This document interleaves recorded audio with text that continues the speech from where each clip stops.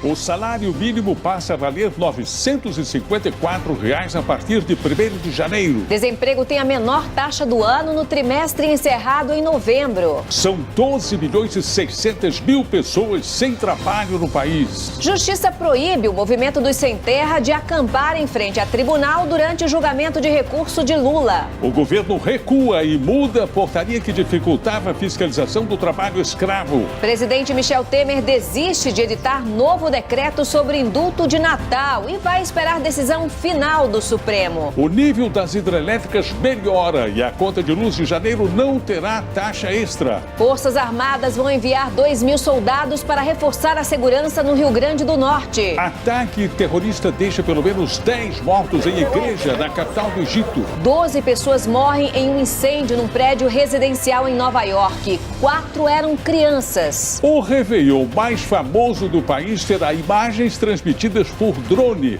Só aqui na praia de Copacabana estão sendo instalados 10 telões como este.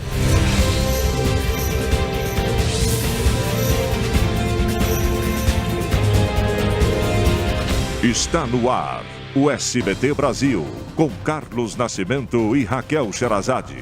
Boa noite. Boa noite. É muito grande neste momento o movimento de veículos deixando a cidade de São Paulo para o feriado de Ano Novo. Trechos das principais rodovias do estado estão congestionados.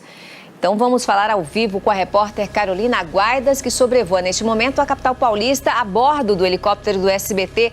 Boa noite, Carol. Seja bem-vinda depois das suas férias. Agora, como é que está a viagem rumo ao litoral de São Paulo? Boa noite, Raquel. Boa noite a todos.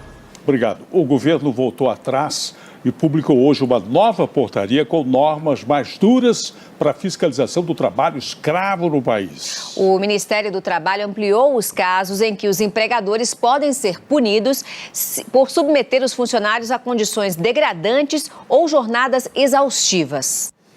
O país alcançou a mais baixa taxa de desemprego deste ano, segundo dados que foram divulgados hoje pelo IBGE.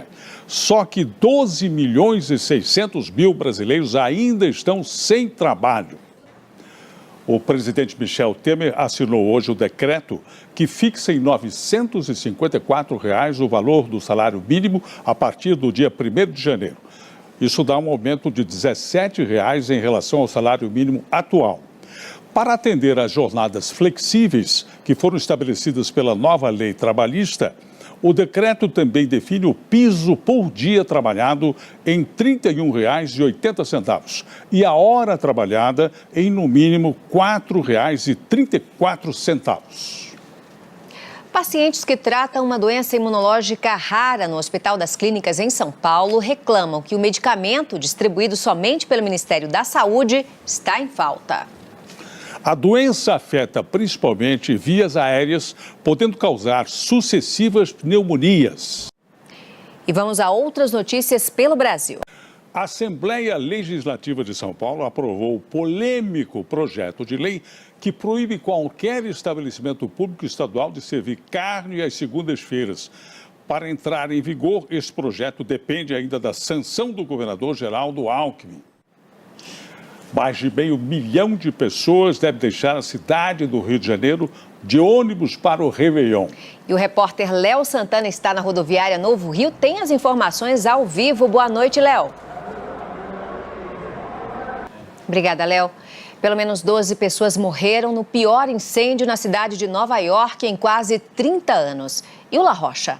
E um outro grande incêndio no restaurante de Mumbai, na Índia, deixou pelo menos 15 mortos. 3 homens armados atacaram uma igreja e mataram pelo menos 10 pessoas na capital do Egito. Até agora, nenhum grupo assumiu a autoria do atentado.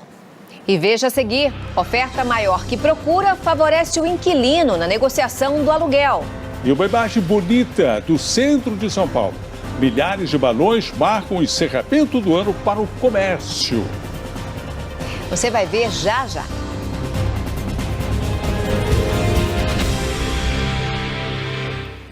Em negociação para aprovar a reforma da Previdência Social, o presidente Michel Temer aprovou um repasse de 2 bilhões de reais para socorrer municípios que se encontram em dificuldades financeiras. E também nesta sexta-feira, o governo anunciou que não fará um novo decreto de indulto de Natal até a palavra final do Supremo Tribunal Federal. A Justiça acatou o pedido do Ministério Público Federal e proibiu o Movimento Sem Terra de acampar em frente ao Tribunal Regional Federal da 4ª Região em Porto Alegre, onde vai ocorrer o julgamento em segunda instância do ex-presidente Lula no dia 24 de janeiro. O juiz federal Osório Ávila Neto autorizou manifestações na rua do tribunal, desde que os participantes sejam identificados e que a polícia mantenha a ordem. Cerca de 2.000 homens do Exército vão reforçar a segurança no Rio Grande do Norte. Com a greve dos policiais militares, uma onda de violência tomou conta do estado. Vamos agora voltar a falar da saída para o feriado do Ano Novo em São Paulo. A repórter Carolina Guaidas está sobrevoando a capital a bordo do helicóptero do SBT. Carolina. Boa notícia, Carol. Obrigada. E esse é um bom momento para negociar o aluguel. Pela primeira vez desde 2009, o IGPM, que é o índice que é referência para a maioria dos contratos imobiliários, fechou o ano com deflação. A conta de luz não terá cobrança extra no mês de janeiro. A bandeira tarifária no primeiro mês do ano será verde, de acordo com a Agência Nacional de Energia Elétrica. A medida foi tomada porque, com o período de chuva, houve melhora nos níveis dos reservatórios das hidrelétricas. 2018 terá um calendário farto de feriados nacionais e pontos facultativos. Só que nem todo mundo comemora os dias de descanso, como, por exemplo, comerciantes que lutam para não ficar no prejuízo. Está tudo pronto para a maior queima de fogos da história do Réveillon de Copacabana, no Rio de Janeiro. O espetáculo este ano vai durar 17 minutos. A festa terá inovações tecnológicas, como fogos disparados por GPS e transmitidos por drones. E veja no próximo bloco, o Distrito Federal registra caso de morte humana por febre amarela. E o otimismo dos lojistas com as vendas para as festas de fim de ano. A gente volta já já.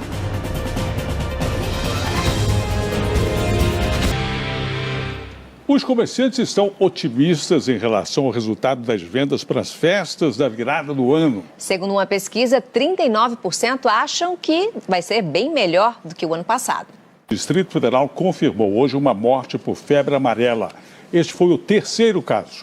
Nos outros 2, as pessoas morreram no Distrito Federal, mas foram infectadas em Goiás e em Minas Gerais. Vamos agora a mais um giro de notícias pelo país.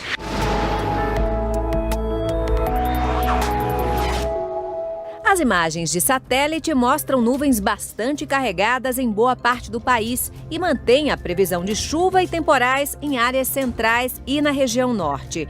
É o resultado do encontro de um corredor de umidade da Amazônia com 2 áreas de baixa pressão, uma na costa paulista e outra na altura do Paraguai. Vai chover bastante no leste do Paraná e também na divisa de Mato Grosso do Sul com Goiás e Mato Grosso.